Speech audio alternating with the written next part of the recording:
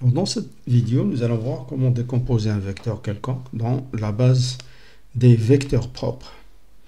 Donc j'ai un vecteur quelconque. En fait, puisque les vecteurs propres constituent une base, donc je peux dire que si j'ai n vecteurs propres, je vais appeler les vecteurs propres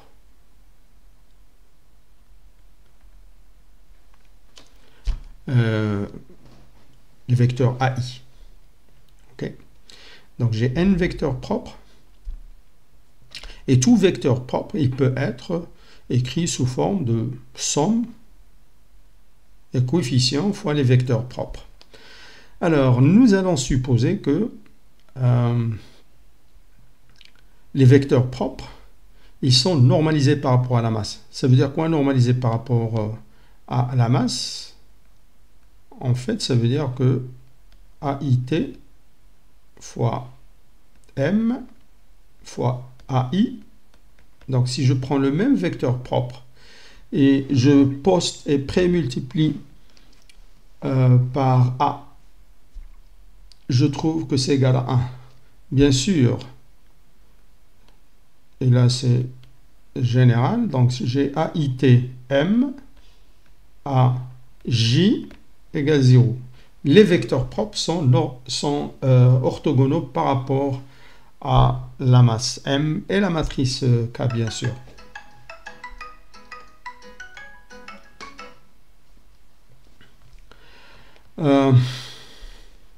Donc, maintenant, comment trouver les coefficients de proportionnalité? Donc, il suffit de multiplier par le vecteur AITM, le vecteur X. Et donc, ça donne sigma égale à 1 jusqu'à n. Alors là, je vais prendre un J différent. Sigma de I égale à 1 jusqu'à n. Alpha I, c'est un scalaire, donc je peux le faire sortir. Et là, A, J, T, M, A, I.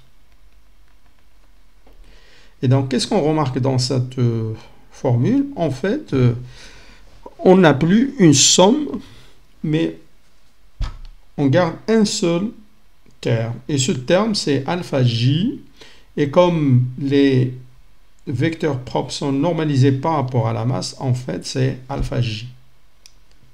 Alors, par exemple, si J est différent de 1, le premier terme s'écrit alpha 1 à JT M A1. A1. Or, le vecteur propre A1 est orthogonal par rapport à la masse au vecteur AJ. Et par conséquent, ce terme, c'est égal à alpha 1 fois 0. Et donc 0. Donc, tous les termes où j'ai J différent de I, ils vont s'annuler. Et je garde un seul terme. Et donc, pour décomposer un vecteur propre, il suffit de trouver les coefficients alpha G en utilisant cette formule. Donc, nous allons voir l'implémentation de ce système-là à un système à 3 degrés de liberté. OK. Donc, nous avons, ici j'ai les masses identiques, donc j'ai la matrice M égale à M sur la diagonale et partout des zéros. Et la matrice K, nous l'avons déjà trouvée. J'ai déjà posté une vidéo qui montre comment trouver cette matrice en utilisant les coefficients d'influence. Et donc, nous avons trouvé cette matrice des raideurs. 2, moins 1, moins 1 et 2. Alors, en calculant en résolvant cette équation, déterminant de K moins lambda M égale 0, nous avons trouvé 3 valeurs propres 2 moins racine de 2, 2 et 2 plus racine de 2. Et la matrice modale, composée des 3 vecteurs propres, le premier c'est 1, racine de 2, 1, 1, 0, moins 1, et 1 moins racine de 2, 1. Donc nous allons voir sur Excel comment normaliser cette matrice modale pour avoir cette équation vérifiée et comment décomposer n'importe quel vecteur sous forme de somme de vecteurs propres mais avec un coefficient pour chaque vecteur propre. Donc voilà, sur Excel, nous avons déjà introduit la matrice modale, 1 racine de 2, 1, 1, 0, moins 1, etc. La première chose, on va vérifier que la matrice, si la matrice elle est normalisée, on va voir qu'elle n'est pas normalisée par rapport à la masse. Donc qu'est-ce qu'on va faire? On a dit que la matrice modale est normalisée par rapport à la masse. Si je prends n'importe quel vecteur, je multiplie à gauche et à droite par ce vecteur. Bien sûr, à gauche, il faut que, pour avoir un scalaire, il faut que le vecteur soit un vecteur ligne. Et donc, il faut d'abord calculer le transposé égal à 1. Si i égale à i. Et si je prends deux vecteurs différents, ça donne 0. Alors ici, pour ce cas particulier, j'ai m égale à 1 et par conséquent, la matrice m, c'est l'identité. Donc on va vérifier cette formule. Donc égal, Excel est capable de calculer le produit de deux matrices quelconques, de dimension quelconque, et par conséquent, je peux calculer le vecteur transposé fois le même vecteur. Voilà.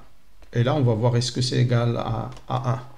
Donc, égal produit, la fonction s'appelle produit mat, produit matrice.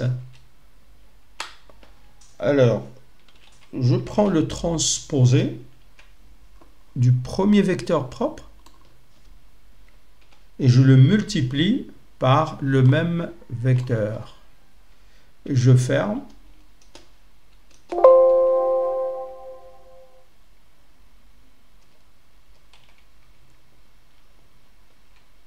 Alors, il y a des caractères qui sont glissés. Voilà. Et là, c'est simple, on va faire copier-coller. Donc, je vois que la matrice phi n'est pas normalisée. Donc, je vais la mettre dans une autre couleur pour, voilà, plus clair, voilà. Donc, cette matrice phi n'est pas normalisée. Comment normaliser? Tout simplement, on va dire que, par exemple, le premier vecteur propre normalisé par rapport à la masse, c'est égal à ce vecteur-là, divisé par la racine carrée de ce que nous avons calculé, à 5.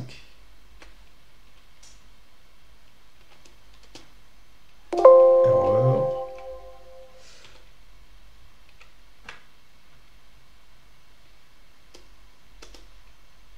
Voilà.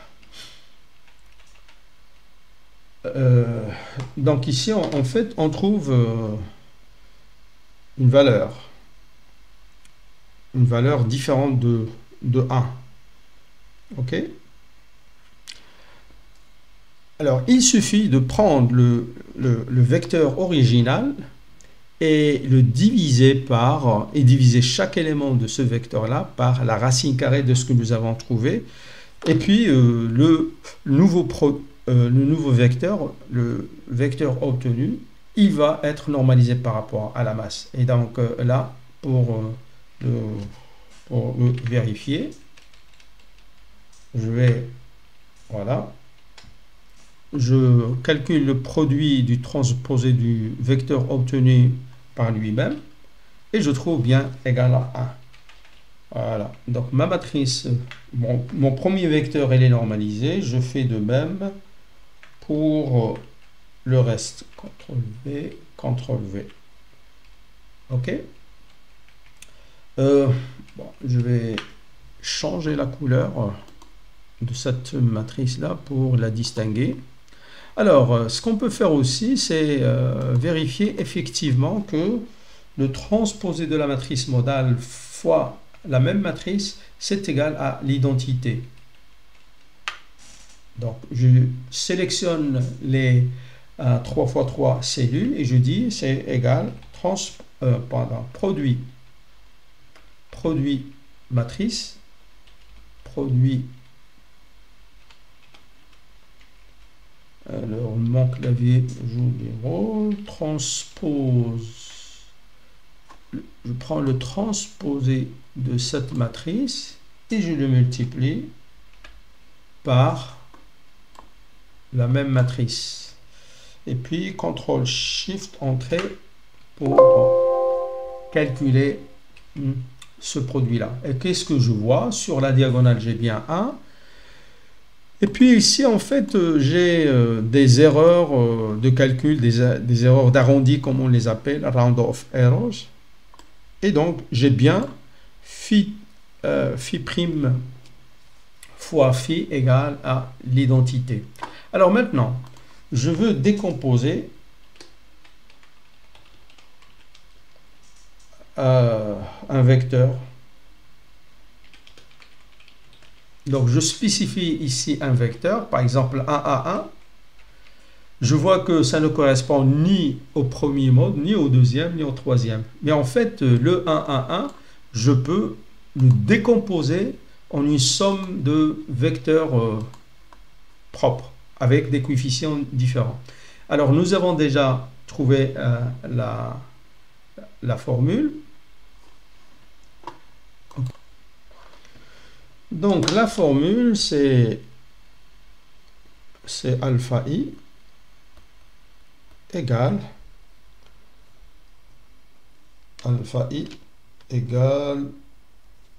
au vecteur propre qui correspond à l'indice qui m'intéresse fois m fois x, mais m dans ce cas-là, c'est l'identité, et donc ça donne ça. Donc, voyons voir, par rapport à ce vecteur, quels sont les coefficients. Donc, ces coefficients-là, je vais les appeler C1, C2, C3. C2 et C3. Voilà. Égal. De la même manière, donc, j'utilise la fonction produit mat. Transpose. Alors, je prends le vecteur propre normalisé par rapport à la masse. Et je ferme, point virgule, je le multiplie par le vecteur à décomposer. Voilà. Alors, je dois fixer ce vecteur-là, parce que je vais faire un copier-coller, donc F4, voilà. CTRL-C, CTRL-V, CTRL-V. Et donc, le coefficient, en fait, je peux faire la vérification. Donc, la vérification, je le fais à côté du vecteur à décomposer. Donc, je demande, c'est quoi ce coefficient-là, multiplié par le premier vecteur propre normalisé par rapport à la masse, plus le deuxième coefficient multiplié par le deuxième vecteur propre normalisé par rapport à la masse, plus le troisième coefficient multiplié par le troisième vecteur propre normalisé par rapport à la masse. Et là, je trouve exactement la même chose. Ça veut dire que ma décomposition est juste. Alors, comment trouver c'est-à-dire en termes de pourcentage? Donc, il suffit de calculer la valeur absolue plutôt la somme de la valeur absolue. On va dire somme. Voilà. Et je prends ça. Je calcule la somme des valeurs absolues.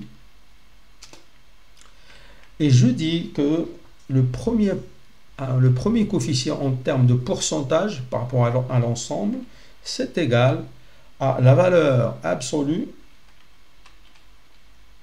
de coefficient divisé par la somme des valeurs absolues, F4.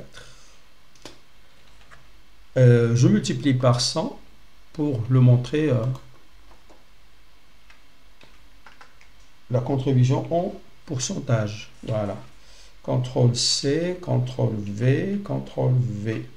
Donc, pour ce cas particulier, et je calcule la somme pour vérifier est-ce que j'ai bien la somme des contributions qui est égale à 100%. Voilà, c'est exactement ça.